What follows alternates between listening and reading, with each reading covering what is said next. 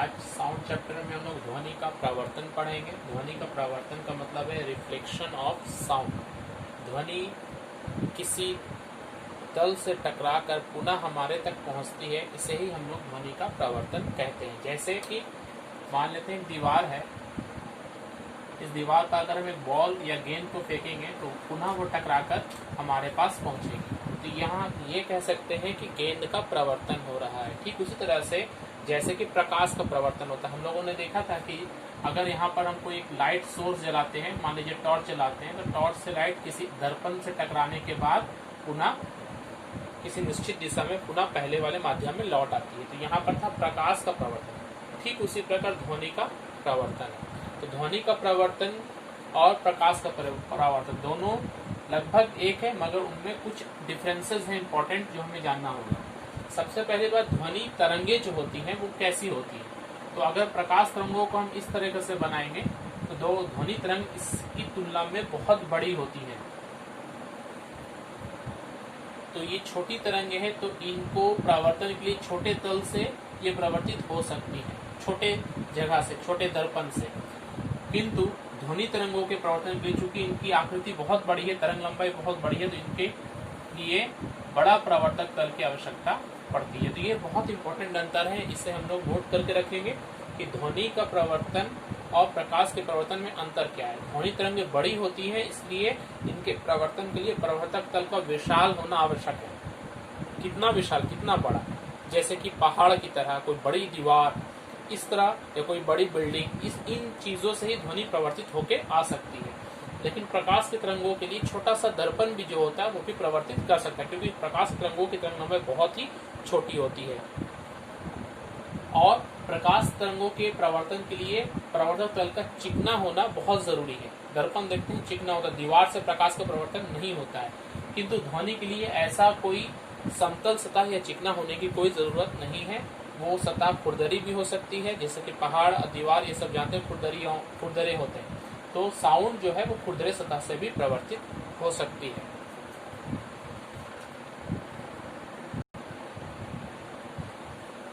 ध्वनि प्रवर्तन और प्रकाश के प्रवर्तन में अंतर देख लें। सबसे पहला पॉइंट है कि प्रवर्तक तल विशाल होना आवश्यक है। ध्वनि के लिए प्रवर्तक तल बड़ी होनी चाहिए। क्यों बड़ी होनी चाहिए? क्योंकि ध्वनि तरंगों की तरंग लंबाई बहुत अधिक होती है। तरंग लंबाई अधिक होने से प्रवर्तक तल भी बड़ा लगता है।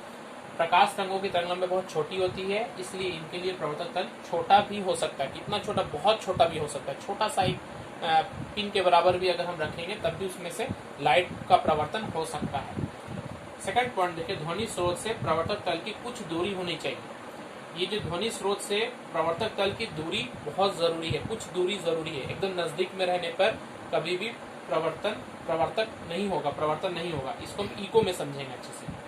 प्रकाश का प्रवर्तन में क्या है?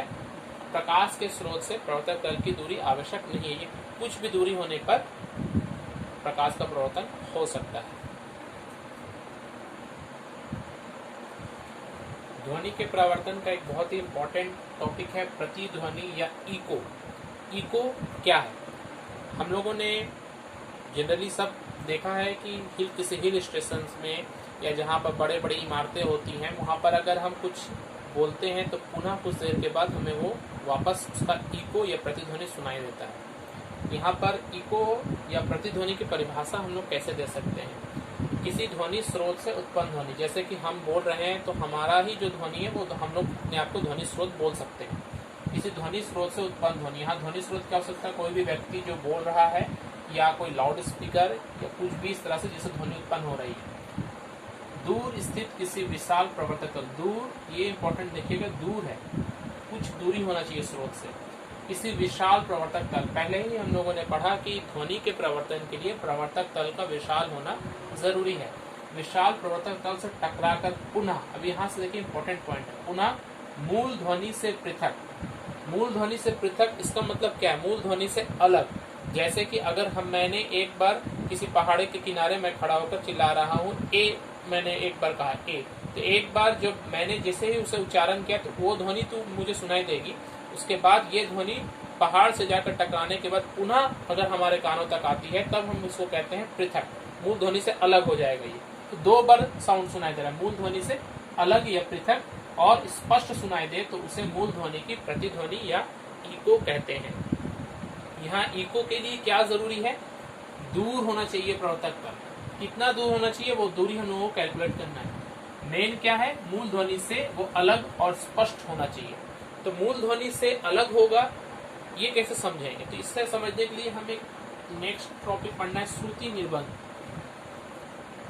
श्रुति निर्बंध, श्रुति निर्बंध को हम लोग कह सकते हैं persistence of hearing. Persistence of hearing, जब भी कोई ध्वनि को हम कानों पर सुनते हैं तो वो कान से वो मस्तिष्क पे जाकर वो हमें पता चलता है कि वो क्या चीज की ध्वनि है। असल में जो हमारा दिमाग है वो बताता है हमें कि वो किस चीज की ध्वनि है। तो वो कितने देर तक कान में उसकी अनुभूति रहती है, तो उसकी अनुभूति हमारे कानों में 1/10 सेकंड तक रहती है। एक कोई भी साउंड जब हम सुनते हैं तो हमारे कान में वो 1/10 सेकंड तक बनी रहती है।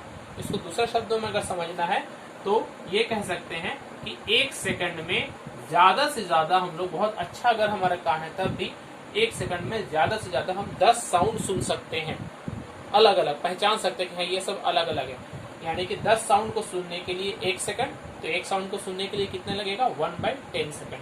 इस 1/10 सेकंड जो समय है, इस समय को ही हम लोग श्रुति निर्बंध कहते हैं। तो श्रुति निर्बंध क्या है, किसी भी ध्वनि की अनुभूति हमारे कानों में 1/10 सेकंड तक बनी रहती है, इसी समय को श्रुति निर्बंध कहते हैं। अब इससे और इको के बीच में क्या संबंध हुआ, इन दोनों के बीच में संबंध ये है कि इको सुनने का शर्त क्या है। इको सुनने का शर्त ये है कि पहली ध्वनि जो उत्पन्न हो रही है ध्वनि स्रोत से और जो टकरा कर आ रही है, ये दोनों अलग अलग सुनाई देनी चाहिए। मतलब जो पहली बार जब मैं साउंड को जब उत्पन्न कर रहा हूँ, जो मैं सुन रहा हूँ, वो साउंड सुनने के 1/10 सेकंड के बाद दूसरा साउंड हमारे कान में आना चाहिए। दोनों साउंड के बीच में अंतर कितना होना चाहिए, 1/10 सेकंड। इसका मतलब ये जो साउंड जा रहा है और वापस पुनः आएगा, उसको टाइम टोटल कितना लगेगा, 1/10 सेकंड। तो 1/10 सेकंड में साउंड कितनी दूरी तय करेगा, उसको हम कैलकुलेशन करेंगे, तब हमें पता चल जाएगा कि कितना दूर होना चाहिए। ठीक है, हम लोग कैलकुलेट करेंगे कि प्रतिध्वनि सुनाई देने के लिए आवश्यक न्यूनतम दूरी कितनी है।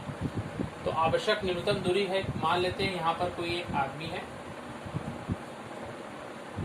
और यहाँ पर एक प्रवर्तक तल है, बहुत बड़ा कोई दीवार या पहाड़ है। इन दोनों के बीच की जो दूरी है इसे हम लोग d मान लेते हैं, d मीटर में मान रहे हैं। तो d जो है यही हम लोगों को यहाँ पर निकालना है कि एक स्रोत, ध्वनि स्रोत और उसके प्रवर्तक तल के बीच में कम से कम कितनी दूरी होनी चाहिए ताकि प्रतिध्वनि आराम से सुनाई दे सके। अब यहाँ से जो ध्वनि उत्पन्न होता है वो ध्वनि किस माध्यम से जाएगा, हवा के माध्यम से जाएगा। तो हवा के माध्यम में ध्वनि का वेग हमें मालूम होना चाहिए। तो हवा में या वायु में ध्वनि का वेग अगर 0 डिग्री सेंटीग्रेड टेम्परेचर है हवा का तो 332 मीटर पर सेकंड होता है। किंतु अगर 22 डिग्री सेंटीग्रेड है, जो नॉर्मल टेम्परेचर होता है हम लोगों का एवरेज टेम्परेचर, वो 344 मीटर पर सेकंड होता है। तो हम इसे ही लेकर चलेंगे क्योंकि नॉर्मल तो यही है, 0 डिग्री तो हर वक्त हवा में होता नहीं है टेम्परेचर। तो 22 डिग्री सेंटीग्रेड तापक्रम पर वायु में ध्वनि का वेग है 344 मीटर पर सेकंड। यहाँ से जो ध्वनि उत्पन्न होगी, ये ध्वनि इस 344 मीटर पर सेकंड के वेग से यहाँ पर जाएगी और पुनः हमारे कानों तक पहुंचेगी। टाइम कितना होना चाहिए दोनों के बीच में, एक साउंड सुनाई दे और उसके बाद टकराने के बाद पुनः दूसरी बार में टाइम कितना होना चाहिए, 1/10 सेकंड, जिसे हम श्रुति निर्बंध कहते हैं। एक साउंड से दो साउंड के बीच का जो डिफरेंस है 1/10 सेकंड होना ही चाहिए। और दूरी ध्यान दें कि ये साउंड यहाँ पर जाकर पुनः वापस आ रहा है। टोटल कितना दूरी हो रहा है, इसका डबल 2d। साउंड दूरी कितना तय कर रहा है, 2 × d। और वेग कितना है हमारे पास, वेग है v = 344 मीटर पर सेकेंड। 22 डिग्री पर इतना है, 0 डिग्री पर अलग होगा। अब हमें कैलकुलेशन करना है, तो हम जानते हैं दूरी बराबर वेग गुना समय। तो दूरी बराबर, दूरी क्या है 2d, वेग कितना है 344 और टाइम कितना है 1/10। जो आंसर आएगा वो मीटर में आएगा। तो d = तो यहाँ पर देखिए 344 डिवाइडेड बाई 2 × 10। 10 है तो 34.4 और नीचे में 2, फाइनल आंसर 17.2 मीटर। तो मिनिमम दूरी कितनी है, 17.2 मीटर। एक ध्वनि स्रोत से प्रवर्तक तल की दूरी कम से कम कितनी होनी चाहिए? 17.2 मीटर होनी चाहिए। अब ये 17 मीटर का डिस्टेंस छोटा डिस्टेंस नहीं है, ये हम लोगों के नॉर्मल घरों में ये डिस्टेंस एक दीवार से दूसरी दीवार के बीच में नहीं होता, इसलिए घर में या नॉर्मल जगह में हम लोग ये प्रतिध्वनि नहीं सुन सकते हैं। ये इतना बड़ा दूरी एक स्रोत से प्रवर्तक तल की ये हिल स्टेशन में या बड़ी बिल्डिंग से जहाँ पर वहाँ पर ही ये दूरियां हो सकती है, इसलिए हमें प्रतिध्वनि घर में नहीं सुनाई पड़ती। ये हमें कहाँ सुनाई पड़ती है? पहाड़ी जगहों पर या हिल स्टेशन पे ये हमें सुनाई पड़ती है। यहाँ ये जो निकाला गया है d = 17.2 और जो t = 1/10 सेकंड लिया गया है, इस पर ध्यान देंगे ये किस तरह के साउंड के लिए है। क्या हर साउंड के लिए इतना ही डिस्टेंस टाइम होना चाहिए? नहीं, ये साउंड जो है वो एक तरह का क्षणिक ध्वनि है, एक क्षण में उत्पन्न होने वाला ध्वनि, मोमेंटरी साउंड, एक मोमेंटरी साउंड किसे कहते हैं? जैसे क्लैप करना, ये एक मोमेंटरी साउंड है।